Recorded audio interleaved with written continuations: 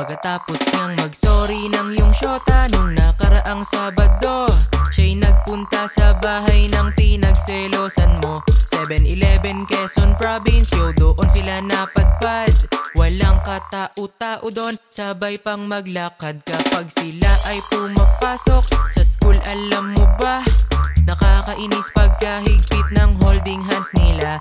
Kaibigan lang niya daw, di niya kaya na aminin. Dinaig niya si Pinocchio sa pagiging sinungaling. Uuwi daw siya ng 6, ba't inabot na ng 4? Di mo binantayan kaya iba ang nakascore. Lagi mo pa siyang kasama pero ba't ngayon ka hurt? At hindi mo inakalang gumagamit siya ng Smurf. Kaya ako ay napasabing, hey bro, I know your style. Siya'y nagtaka na tatawa pero di makasmile.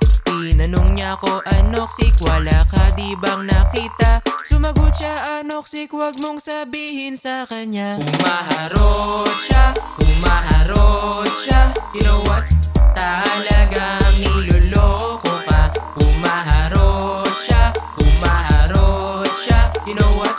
Nahuli na, tinanggi pa sa amin na place. Humaharot siya, humaharot siya.